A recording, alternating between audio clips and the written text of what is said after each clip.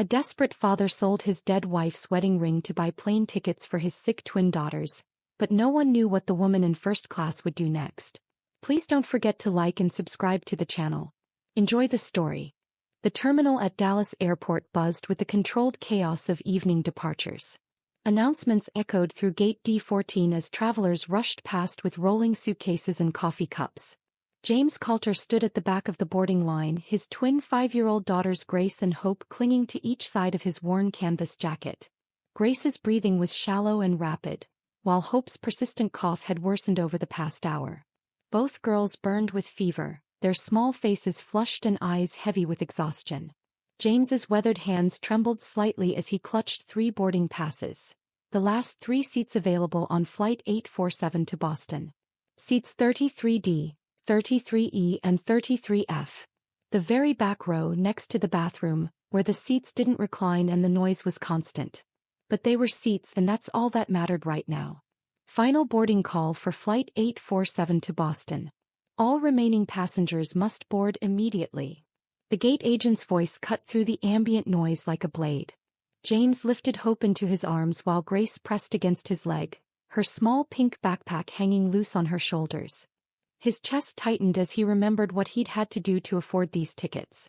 The memory hit him like a physical blow. Just yesterday morning he'd stood in Murphy's pawn shop on Elm Street, Sarah's wedding ring trembling in his palm. The elderly owner had examined it through his jeweler's loupe, the silence stretching unbearably long. Platinum setting, quarter-carat diamond. Good clarity, Murphy had said finally. I can give you 1,200. James had closed his eyes, remembering the day he'd slipped that ring onto Sarah's finger 8 years ago. She'd been 23, radiant in her simple white dress, promising to love him through sickness and health. She'd kept that promise right up until the moment Grace and Hope took their first breaths and she took her last. I'll need to see some ID, son, Murphy had said gently, recognizing the pain in James's eyes. And if you want to buy it back within 60 days, I'll hold it for you. James had nodded, knowing he'd never have $60, let alone the money to reclaim the ring. The delicate platinum band with the tiny diamond Sarah had worn for 7 years, through their wedding day, through morning sickness, through midnight feedings when the twins were babies, now sat in some pawn shop across town, tagged with a price sticker. The $1,200 he'd received for it barely covered the last-minute airfare, but Dr. Martinez was retiring in 2 days. This was their only chance. The twins had been fighting this mysterious illness for 2 weeks now. Their regular pediatrician was stumped. The emergency room visits had drained James's savings.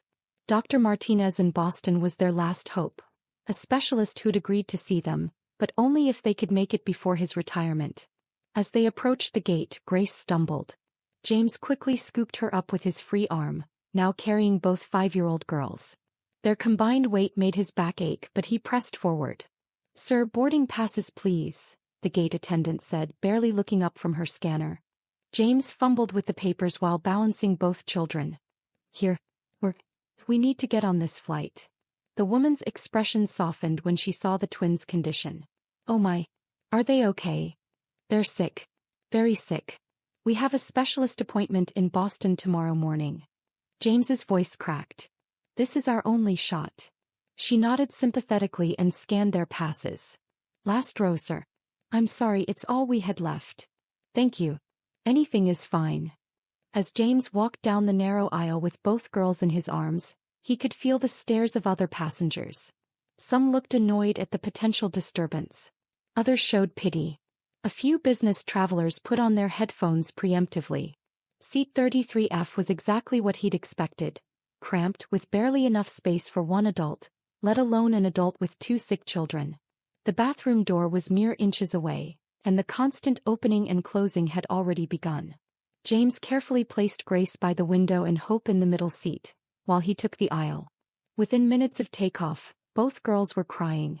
Grace's fever spiked, making her delirious, while Hope's cough turned into painful wheezing. Other passengers started shooting dirty looks their way. A businessman in row 32 actually turned around and glared. I'm sorry, James whispered to no one in particular, trying desperately to comfort his daughters. He pulled out the last children's Tylenol from his bag, only enough for 1 dose each. That's when he heard the footsteps. A flight attendant approached, but she wasn't heading toward James.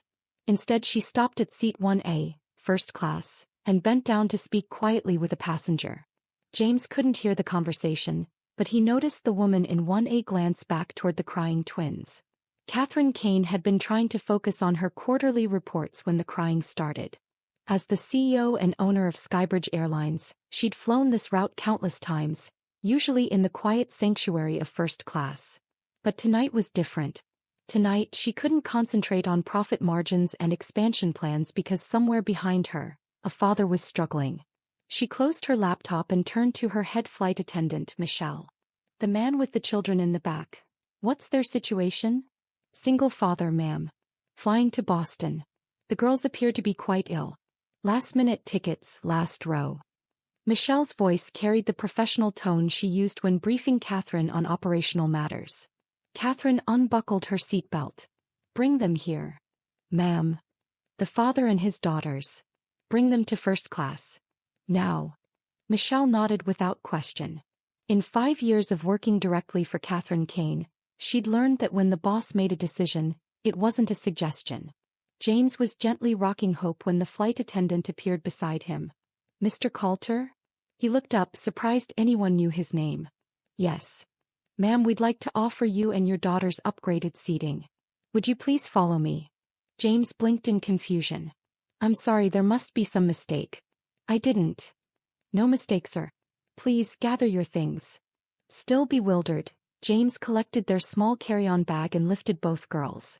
Grace was barely conscious now, her head lolling against his shoulder, while Hope's breathing had become more labored. As they walked toward the front of the plane, curious passengers turned to watch. James felt heat rise in his cheeks. This had to be some kind of error. People like him didn't get upgraded to first class. When they reached row 1, James saw her. The woman in 1A was elegantly dressed in a charcoal business suit, with silver hair pulled back in a sophisticated style. Her eyes, kind but sharp, met his directly. Please sit, she said simply, gesturing to the seats across the aisle. Your daughters need more space. I don't understand. Who are you? Why are you? My name is Catherine. And right now that's all that matters. Her voice was gentle but carried unmistakable authority. Your girls need help and I'm in a position to provide it. James carefully settled Grace and Hope into the spacious first-class seats. The difference was immediate and startling. The girls could actually lie down. The cabin was quieter. The air seemed cleaner. For the first time since boarding, Grace's breathing appeared to ease slightly. Thank you, James whispered, his voice thick with emotion. I don't know why you're doing this, but thank you. Catherine studied his face. The exhaustion, the worry lines, the unmistakable look of a parent at the end of his rope. Tell me about Boston. What's waiting for you there? James hesitated. Sharing personal details with strangers wasn't his nature, but something about this woman invited honesty. Dr. Martinez. He's a pediatric specialist. The girls have been sick for 2 weeks and no one can figure out what's wrong. Dr. Martinez agreed to see them, but he retires day after tomorrow. What kind of specialist? Pediatric infectious disease. He's supposed to be one of the best in the country. James's voice dropped. This is our last chance. Catherine nodded thoughtfully. And you flew from Dallas? Yes. I sold. James stopped himself. He'd been about to mention Sarah's ring, but the pain was still too fresh, too raw. You sold something important, Catherine finished gently. James met her eyes, surprised by her perceptiveness. My wife's wedding ring. He passed when the girls were born. It was all I had left of her, but they needed this trip more than I needed the memory. The words hung in the air between them. Catherine felt something shift in her chest, a familiar ache she'd spent years learning to manage. I lost a child once, she said quietly. Not the same circumstances, but... She touched the small airplane pendant at her throat. I understand desperate measures. The words came out before she could stop them, carried by something in James's exhausted, desperate love for his daughters that reminded her of another father, in another hospital 5 years ago. Her daughter Emma had been born 3 months premature, fighting for every breath in the NICU at Dallas Presbyterian. Catherine had been building Skybridge Airlines then, working 18-hour days, taking red-eye flights between investor meetings. She'd told herself she was building a legacy for Emma, creating a future where her daughter would never want for anything. But Emma hadn't needed a business empire. She'd needed her mother's presence during those crucial first weeks. Catherine had been in a board meeting in Chicago when the call came. Emma's tiny heart had given up fighting. By the time Catherine caught the next flight home, her daughter was gone. The airplane pendant at her throat held Emma's ashes. The only way Catherine could keep her daughter close during the endless flights that had consumed her life. She'd named her airline Skybridge because she'd been trying to build a bridge between her ambition and her family, never realizing that some distances can't be crossed with money or success. "I understand desperate measures," Catherine repeated, her voice steadier now. James looked at her with new eyes. Despite her obvious wealth and authority, he recognized something familiar in her expression. Grief, loss. The particular weight that comes from loving someone you couldn't save. "I'm sorry," he said. "So am I." Catherine glanced at the twins who were finally resting peacefully. "What do you do for work, James?" "Construction. Some electrical work on the side. Whatever pays the bills." He managed a tired smile. "Not exactly first-class passenger material."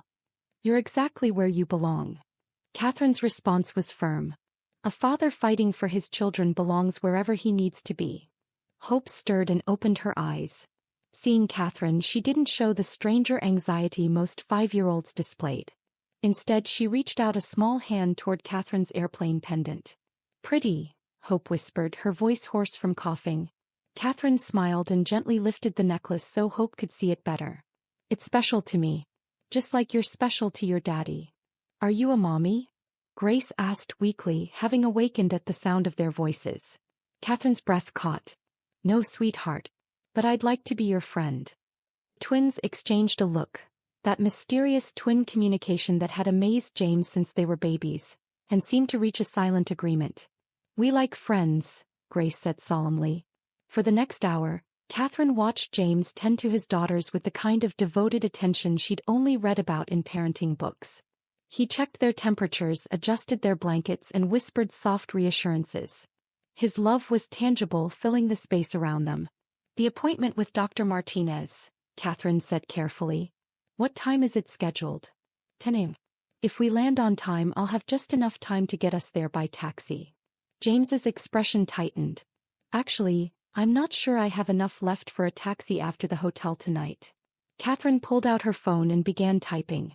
"What's Dr. Martinez's full name and practice?" "Dr. Eduardo Martinez, Boston Children's Infectious Disease Center." "Why?" "Just a moment." Catherine continued typing, then made a brief call, speaking too quietly for James to overhear. When she finished, she turned back to him. "James, I need to tell you something. And I need you to stay calm." His heart rate immediately spiked. "What? Are we not going to make it? Is something wrong with the plane?" "The plane is fine. We'll land on time." Catherine's voice was steady. "But Dr. Martinez had a family emergency this morning. He's been trying to reach his patients but couldn't get through to you." James felt his world collapse. No. No. This was our only chance. He's retiring. No one else will see them. I sold." His voice broke. "I sold everything for this." "James, look at me." Catherine's voice cut through his panic. "I said stay calm. Dr. Martinez has a colleague. Dr. Sarah Chin at Massachusetts General. She's agreed to see Grace and Hope tomorrow at 8 a.m. instead. But I don't have insurance that covers Mass General. I can't afford." "It's handled." "What do you mean it's handled?" Catherine met his eyes directly. "I mean the appointment is arranged, the hospital bill will be paid, and you have nothing to worry about except getting your daughters healthy." James stared at her, understanding beginning to dawn. "Who are you?" Catherine smiled softly. "Someone who understands that sometimes strangers become family at 30,000 feet." The plane's descent into Boston began just as Grace and Hope finally fell into peaceful sleep. Catherine had watched James hold vigil over them for the past 2 hours, and she'd never seen love so pure, so desperate, so complete. "Catherine," James said quietly, careful not to wake the twins. "I still don't understand. The doctor appointment, the hospital bills. You said it's handled. How? Why?" Catherine looked out the window at the lights of Boston growing larger below them. Because 5 years ago I was in a hospital room watching my daughter fight for her life and I would have given anything, my company, my fortune, everything, for someone to step in and help. But money can't buy miracles when you're already too late. Her voice was steady but James could hear the pain underneath.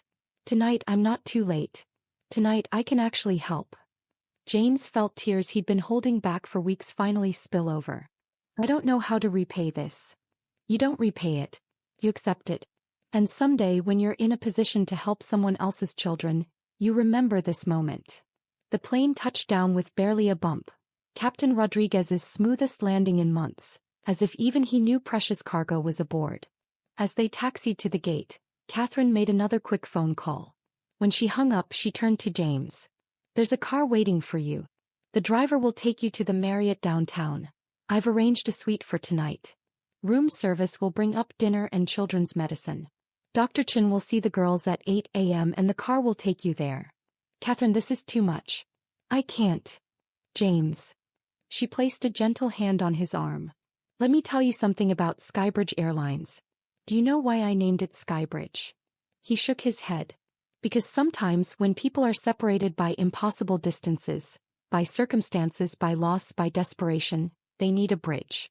Tonight this plane was your bridge. Tomorrow maybe you'll be someone else's. The passengers began deplaning, but Catherine gestured for James to remain seated until the crowd thinned. Grace stirred and opened her eyes, looking directly at Catherine. Lady Catherine, she said softly. Are you coming with us? Catherine's heart clenched. No, sweetheart. But I'll be thinking about you. Hope woke up then and immediately reached for Catherine's airplane pendant again. Can I have this? To remember you. Catherine unclasped the necklace without hesitation. Of course you can. But I want you to promise me something. What? Both girls asked in unison. When you're all better, and you will be, I want you to remember that sometimes angels don't have wings. Sometimes they just have airplane tickets. James helped the twins to their feet as Catherine gathered her briefcase. At the door of the plane she paused. James, my card. She handed him an elegant business card. Call me tomorrow after the appointment. I want to know how they're doing. I will. And Catherine? Thank you doesn't seem like enough, but... It's everything, she said simply. James walked off the plane carrying both girls. Catherine's airplane pendant now hanging around Hope's small neck, catching the light from the terminal windows. Catherine remained seated for a moment longer, watching them disappear into the crowd. For the first time in 5 years she felt something she'd almost forgotten. Purpose beyond profit margins.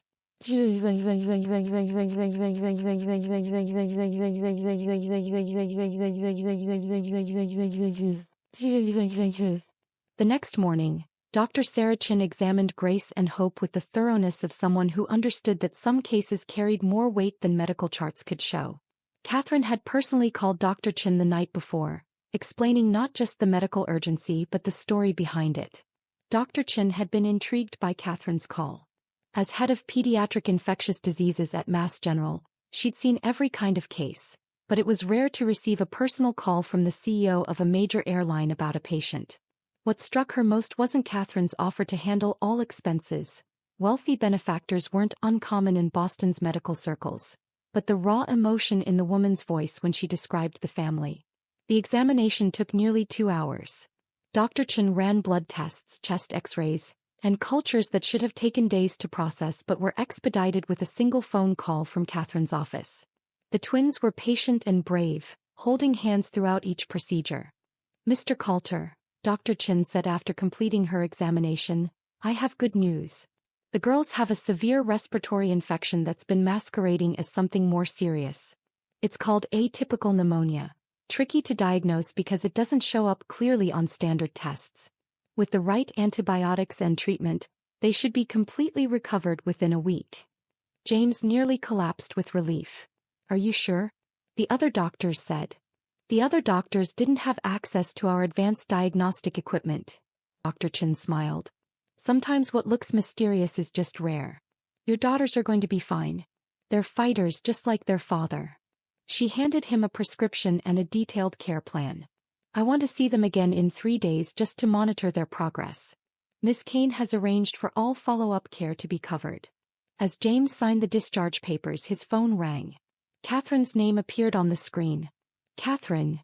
How are my girls?" she asked immediately. "They're going to be fine. Completely fine. The doctor says a week of antibiotics and they'll be good as new." He heard Catherine exhale deeply. "Thank God. James, there's something else. I'd like to offer you a job." "What?" "Skybridge Airlines needs a facilities manager for our Dallas hub. Steady work, good benefits, health insurance that would cover the girls completely. Interested?" James was quiet for so long Catherine thought the call had dropped. "James." "Why?" he whispered. "Why are you doing all this?" Catherine looked out her office window at the Skybridge planes taxiing on the runway below. Each one represented a bridge between destinations, between people, between old lives and new possibilities. Because sometimes when we lose someone we love, the only way to honor them is to love someone else's children as fiercely as we loved our own. Emma never got to fly on these planes, never got to see the bridges we build in the sky. But maybe Grace and Hope will. Maybe they'll understand that sometimes the best journeys aren't about reaching a destination. They're about finding the family you were meant to fly with. "The job," James said carefully, "it's real? It's not charity. It's real. We genuinely need someone with your skills. The fact that it helps your family is just good business. Taking care of good people is always a smart investment." James was quiet again. "Then, when do I start?" Catherine smiled. "How about next Monday? That gives you time to get the girls settled and find a good school in Dallas." "Catherine, I don't know how to." "You don't have to say anything, James. Just take care of those beautiful daughters of yours. And maybe, if you're willing, let an old airline executive pretend she knows something about being a grandmother." 6 months later, Catherine sat in her office reviewing quarterly reports when her assistant buzzed her. "Ms. Kane, there are some visitors here to see you. They say they have an appointment." Catherine smiled, checking her calendar. "Send them in, please." The door opened and Grace and Hope burst through, followed by James carrying a small wrapped box. "Catherine," the twins shouted in unison, running toward her desk. She stood and caught them both in a hug, marveling at how healthy and vibrant they looked. Their cheeks were rosy, their eyes bright, their laughter filling the corporate office with life. "We brought you something," Grace announced proudly. Hope nodded enthusiastically. "Daddy helped us make it." James approached, looking more rested and confident than Catherine had ever seen him. The girls insisted. Catherine opened the box carefully. Inside was a small wooden airplane, clearly handmade, with "Skybridge Family" painted on the side in childish letters. "We made it in art class," Hope explained. "Mrs. Johnson helped us with the words." "It's beautiful," Catherine said, her voice thick with emotion. "It's perfect." James cleared his throat. "Catherine, we wanted to ask you something. The girls have been talking about it for weeks." "What's that?" Grace stepped forward, suddenly shy. Would you maybe want to be our family? Like, not just our friend but our family." Catherine looked down at the two little girls who had somehow become the center of her world over the past 6 months. Sunday dinners at James's house. School plays where she sat in the audience cheering louder than anyone. Bedtime stories when James had to work late. She glanced at James, who was watching her with hope and something deeper in his eyes. "I would love nothing more," she said softly. Hope clapped her hands. "Does that mean you're going to marry Daddy?" Catherine and James both laughed, their faces flushing. "Hope," Grace scolded. "You're not supposed to ask that." "Why not? I asked Santa for a mommy for Christmas and here she is." Catherine knelt down to their level. "Well, if Santa brought me to be your mommy, then I guess we better not disappoint him." James stepped closer, taking Catherine's hand. "Catherine Kane, will you marry me? Will you be Grace and Hope's mother? Will you complete our family?" Catherine looked at the man who had sold his most precious possession to save his children, at the two little girls who had taught her to love again, and at the small wooden airplane that represented their journey together. "Yes," she whispered. "Yes to everything." Grace and Hope erupted in cheers, hugging Catherine so tightly she could barely breathe. 6 months after that, on a crisp autumn day in Dallas, Catherine Kane became Catherine Coulter in a small ceremony attended by the Skybridge Airlines crew who had witnessed their story begin. Grace and Hope served as flower girls, still wearing matching necklaces with small airplane pendants. As they exchanged vows, Captain Rodriguez, who had requested the honor of flying their honeymoon flight, announced over the intercom to the wedding guests seated in the Skybridge terminal. "Ladies and gentlemen, this is your captain speaking. Today we're not just witnessing a wedding. We're celebrating the truth that sometimes the best destinations aren't places on a map. Sometimes the best destination is simply finding your way home to the people who love you." And as Catherine, James, Grace, and Hope boarded their honeymoon flight together, this time all in first class, the twins looked out the window at the clouds below and Grace turned to her new mother. "Mommy Catherine, look. We're flying together." Catherine smiled, remembering the desperate father who had sold everything for Hope, the sick children who had needed a miracle, and the broken woman who had learned to love again. "Yes, sweetheart," she said, squeezing James's hand. "We're flying together. Sometimes a single act of kindness at 30,000 feet becomes a bridge to forever. Sometimes selling a wedding ring to save your